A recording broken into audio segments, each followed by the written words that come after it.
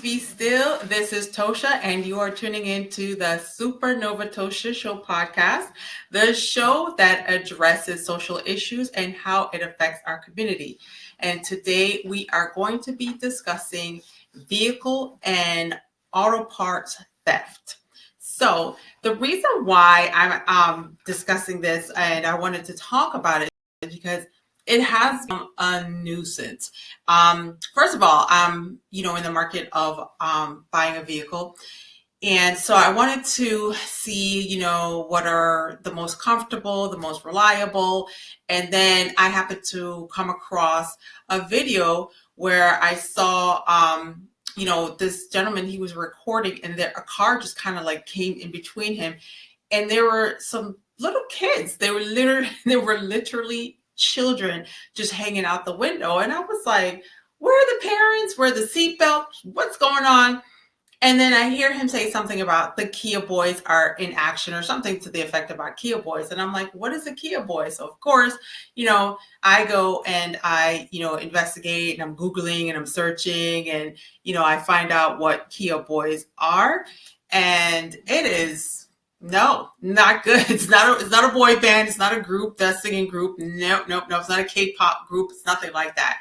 So motor vehicle theft is defined as the act of stealing or attempting to steal a motor vehicle, commonly referred to as grand theft auto. Now, this criminal act involves the intent of permanently depriving the owner of their vehicle. Motor vehicle theft typically involves the theft of passenger cars and can occur through various methods, including breaking into a vehicle, hotwiring a vehicle, or forcibly taking a vehicle from someone in an act known as carjacking. The classification of stealing a car as a felony varies depending on the state and the specific circumstances surrounding the theft.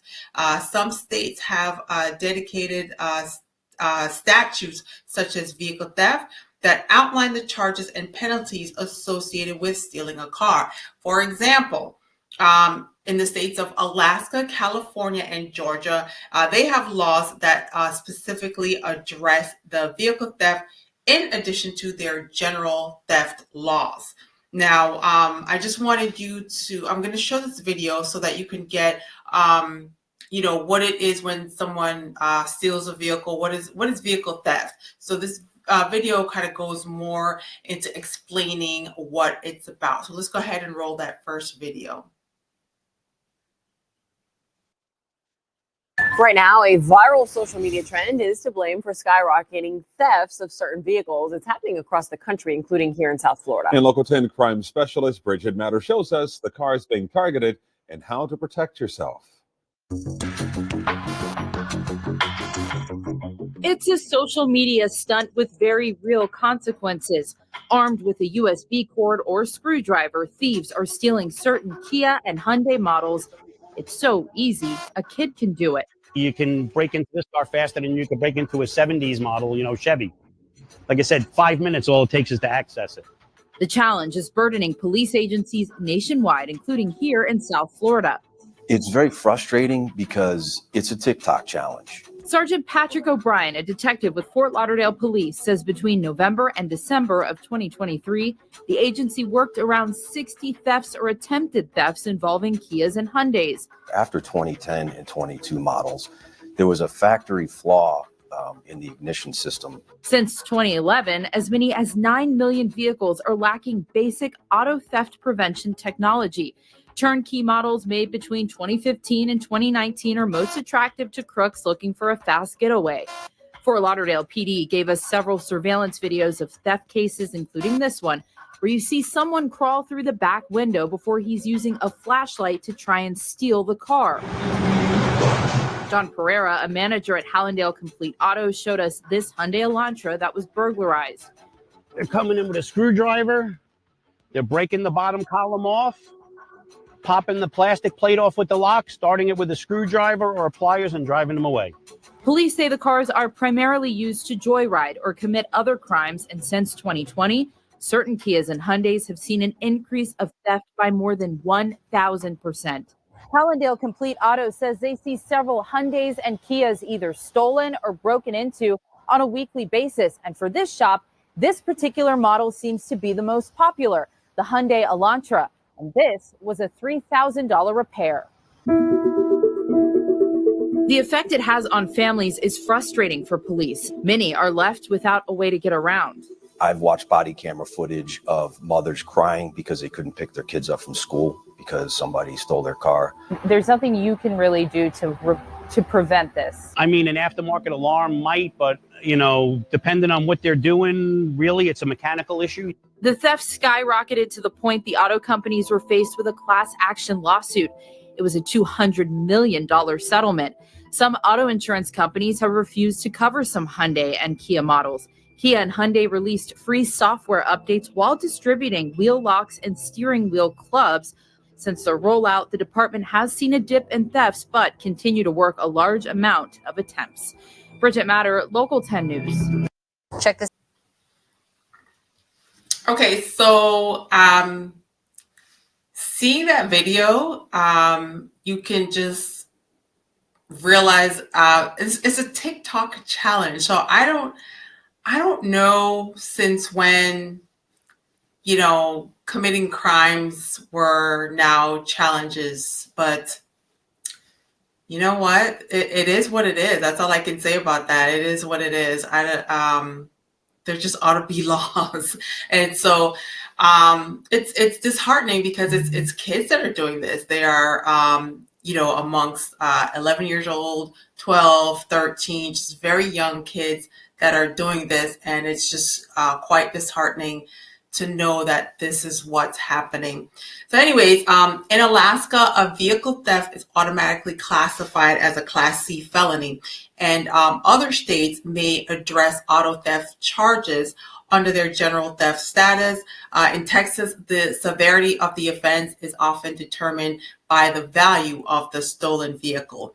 And so the perpetrators behind these car thefts remained unidentified until a video surfaced in August, capturing an unidentified driver narrowly missing a pedestrian at John Marshall High School. This led to the emergence of the hashtags such as Kia Boys among certain individuals.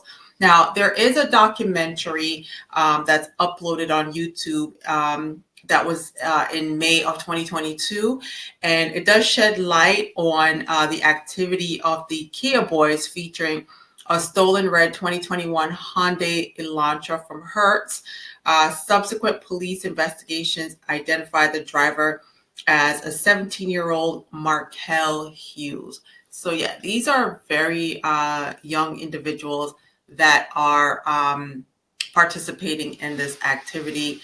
I know the news showed that it was an adult, but in this case, a lot of it is this illegal activity.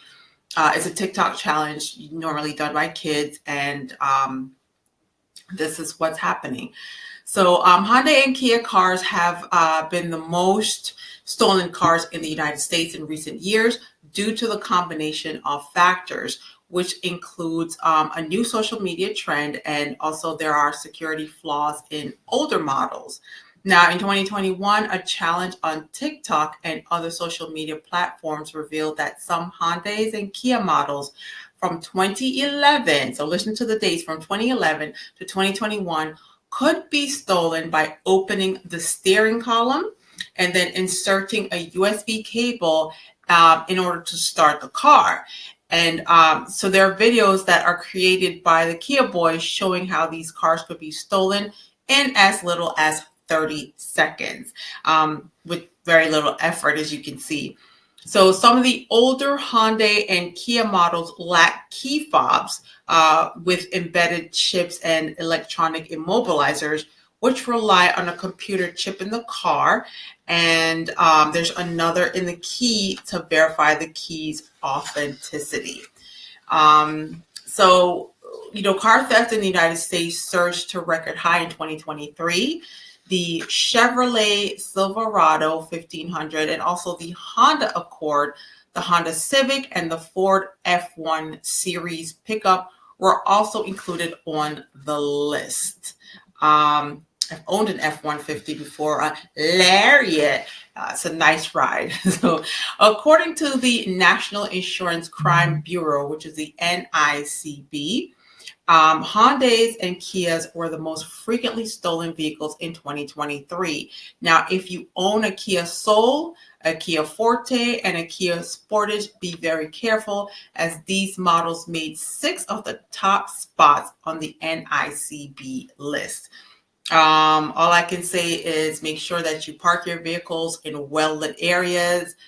If you have the opportunity to get security cameras, go right ahead and do that. And because you got to protect yourself at all costs. Now, vehicle owners are frustrated and want to know how they can protect their vehicles. In response to the thefts, Kia and Hyundai have developed software security patches to immobilize the engine if a fake key is used. However, some cities have sued the companies for not doing enough to prevent thefts, which can put an additional burden on law enforcement. So can you imagine that they were sued for not putting enough safety devices or resources to prevent auto theft? So if, I think they had to pay out millions as well. So in March of 2024, Kia and Hyundai reached a $200 million, a $200 million settlement to reimburse drivers for stolen vehicles, potentially covering approximately 9 million vehicles manufactured between 2011 and 2012. So in a statement to Fox Business, Hyundai expressed its commitment to comprehensive measures aimed at assisting customers affected by the persistent thefts of certain vehicles manufactured between 2011 and 2020. They lack the push-button ignitions and engine immobilizers among its initiatives. Hyundai developed a no-cost software upgrade for the owners of these vehicles to prevent the theft, made popularized on social media. For eligible vehicles that cannot support the software upgrade, Hyundai is now installing ignition cylinder protectors at no cost to customers. And the company also noted that all Hyundai vehicles produced since November 2021 come equipped with an engine immobilizer as standard equipment. So there are measures being taken, but it seems like, it's after the fact. But in addition to vehicle thefts, the theft of car parts has become a significant issue as well. So I became curious because I realized that a lot of catalytic converters were being stolen. I had no idea why this was happening. So of course I wanted to find out. So currently catalytic converters are the most frequently targeted components. And I do have a video that shows why these are stolen, because I had no idea why they were being stolen, but now I can share that with you.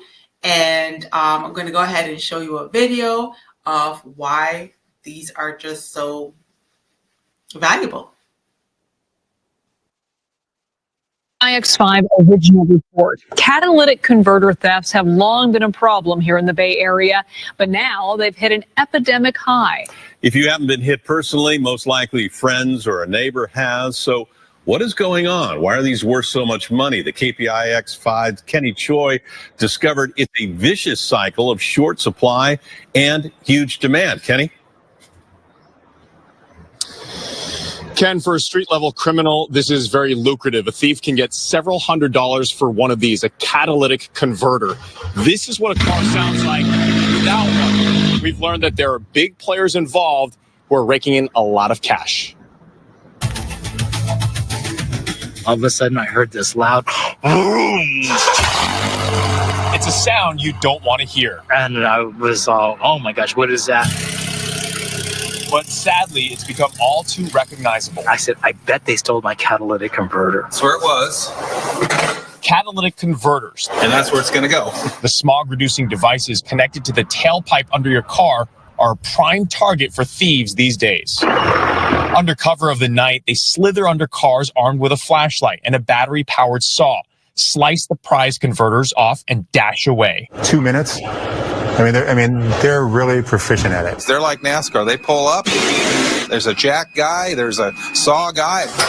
Muffler shops across the Bay Area and the state are seeing an all-time record number of victims coming in. We used to see 1 or 2 a month. Now we're seeing 4 or 5 a day. What the thieves are after is what's inside this catalytic converter that's part of your exhaust system. It's a honeycomb containing precious metals, palladium, platinum, and rhodium that's now worth 15 times more than gold. The price probably was $2,000 a year ago, and then it shot to $4,000, and now it's $28,000. That's per ounce. Jeffrey Christian with CPM Group, a commodities research consulting company, says the skyrocketing price reflects extremely short supply. Rhodium is a byproduct of platinum mining that's way down due in part to the pandemic. At the same time, emission standards around the world are way up, especially in China.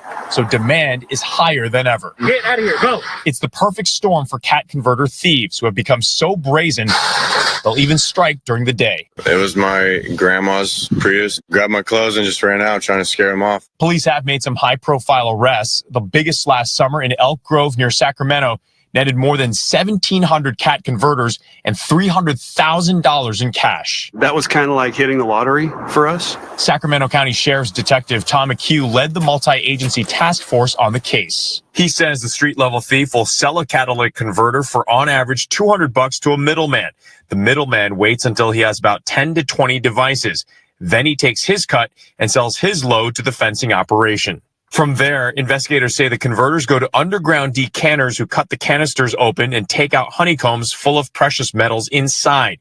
Those honeycombs are then sent to often illegal smelters. I would say that network is larger than California. It's vast.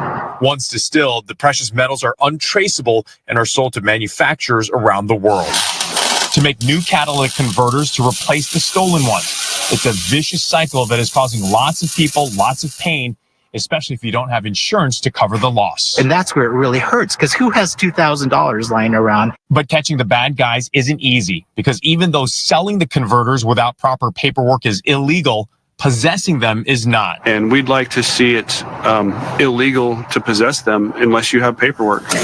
For now, consumers can protect themselves with anti-theft devices sold on the internet. And since Priuses are a top target, Toyota now offers a custom covering plate. Prius catalytic converters are the most vulnerable to theft because they contain more precious metals than other cars of similar size.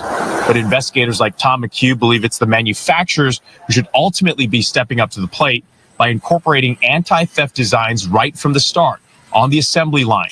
Unfortunately, he suspects they have no incentive to do the right thing because they also manufacture the replacement parts. It's a $1 billion a year industry all by itself, because every time your catalytic converter gets stolen, it has to be purchased, and it's purchased from the manufacturer. We reached out to Toyota, Honda, and Ford for comments on this story. Honda sent us an email saying no comment. We did not yet hear back from Ford, but Toyota did send us a statement, and we have posted it on our website, kpix.com. Ken? What a racket this has become. The gentleman said, who's got $2,000 laying around? That doesn't even cover the cost of having it welded up, buying the new unit. What are people paying to replace these things? Exactly, Ken. It's a nightmare for these victims, and the cost can vary. For someone who doesn't have insurance, it could cost about $2,000. If you do have insurance, you're paying that deductible, which could be several $100s. But another thing that the victims are dealing with is the wait times. For one of these catalytic converters for a Honda, I've heard that the wait time is about 2 months, so that varies. But for someone who needs their car to get to work, that combination of wait time and cost, that can certainly take its toll. All right, Kenny Choi reporting live. Thank you, Kenny. So that explains why these, and I'm saying it incorrectly, it's catalytic. I'm saying catalytic, but it's catalytic converter. And so that explains why they're so valuable. Just to add, I was told that the hybrid cars, the cars that are, coming out that are hybrid, the electric / gas, petrol cars that use both, they come with 2 catalytic converters. And then also like the trucks that sit up so high, like the F-150s or the Chevys that sit up so high, it's easy to just steal them because they're already up so high. So it's just, you know, super easy for someone to just within a few minutes just cut it off.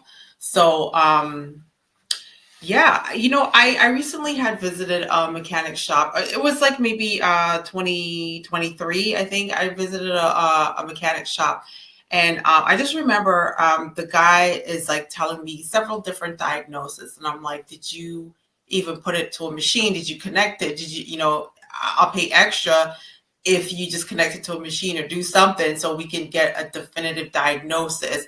The guessing, I'm not with it. Anyhow, he proceeds to tell me that he thinks it's the catalytic converter.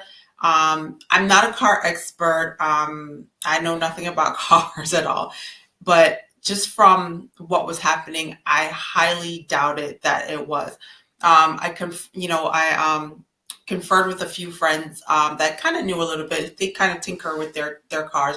And one of them said to me, immediately, you need to take your car away from this little mom and pop mechanic shop, because I think that that's what they have in mind, is to steal your catalytic converter. And so I was like, I'll just come get the car. Just don't touch it. Don't do anything. I'll come get it. So it's not just, you know, dudes on the street, bad guys on the street. It could be, you know, unfortunately, I hate to say it and I hate to, you know, just accuse someone, but when I took my car to get it diagnosed, it had nothing to do with the catalytic converter. It was like a transmission, a part with one on the transmission that I had to fix, and that was the issue. I didn't have an issue with my catalytic converter. So in the back of my mind, when I passed that shop, I'm just like, something's going on there with that particular shop. So the car away from there. So I told the guy, you know what, just don't even touch anything. I'll come get the vehicle. And then I took my car to, you know, one of the bigger names that costs a lot more, had them diagnose the car.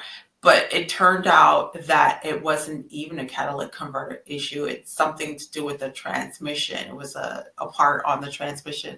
So that's why, I mean, I don't want to accuse someone of doing something unscrupulous. However, you know, I just, you know, it just, I don't know. It didn't give what it was given. It didn't give catalytic converter. And of course, the other shop was like, no, you're not. It's not that at all. So just be very careful with folks where you take your cars to, and just know that it's not just, you know, street thugs, people on the street that are doing this. It, you know, could be anyone. So just be careful. Do your research, you know, ask around, ask your peers, your neighbors, your friends, who they take their cars to, who they get repairs. You know, read, you know, online reviews or, you know, what have you. So, yeah. You know, I just, I don't know if I shared this story before, but, you know, it boggles my mind that these crimes are being committed by younger and younger juveniles. But I may have shared this before, but I just remember, you know, being in high school, I had, they weren't really friends, you know, when you're just like, you know, in the same grade, and you know, if you're in 11th grade, you're frequent like this hallway, and if you're in 12th grade, you frequent this hallway. So, you know, you see people in passing during lunch, you see them, they're in your community, your neighborhood. So I wouldn't call them friends, but we went to the same school. We lived close to each other. They had friends that lived in my neighborhood. And so, you know, you would see them. So it's people that we knew their names. We knew what school they went to. We knew what house they went to. And, you know, especially if you're from a Caribbean background, most of the Caribbean kids just kind of hung out with each other because of, you know, that they wanted to feel community. So I just remember local boys just going around with their blickies, and just committing crimes. First, it was just carjacking, and then they kind of like upped it up a notch. And I knew these people. Like, I knew their parents. They were hardworking parents. Their parents were nurses, and their parents were the local mechanics. Their parents were the guy that owned the little Jamaican patty store around the corner. Like, we knew them. They were hardworking people, blue collar people that worked hard, but their kids were just like these delinquents that would just go around and steal cars and breaking into cars and just do the worst. But, they were, 16, 17, 18, you know what I mean? Like, those ages. So when I see these young little 11, 12-year-olds, it's just heartbreaking. And then I reflect back to my years that, these fellows that I knew were just doing these things to their parents. And I'm thinking, my mom raised me, and she was an immigrant and just kind of worked hard until she was able to, open her own businesses and just became an entrepreneur. But it was from working hard.